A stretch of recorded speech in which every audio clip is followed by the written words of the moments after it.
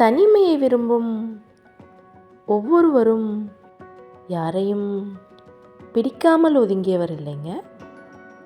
பிடித்தவர்கள் செய்த துரோகத்தால் ஒதுங்கி நிற்பவர். எல்லோர் வாழ்விலும் நாம் மரத்தடி வேராக இருக்க முடியாதுங்க. சிலர் வாழ்வில் உதிரும் இலையாகவும், சிலர் வாழ்வில் வெட்டப்படும் கிளையாகவும் இருந்துதான் ஆக வேண்டுங்க. உங்கள் உழைப்புக்கு ஏற்ற வருமானத்தை நீங்களே தீர்மானிக்கும் நிலை வரும் பொழுது உங்கள் வாழ்க்கை தரம் தானாக உயருங்க. விரதம் இருந்தால் வேண்டுதல் கேட்கப்படுமெனில் பட்டினியாக கிடப்பவர்களின் வேண்டுதல் ஏன் கேட்கப்படுவதில்லைங்க?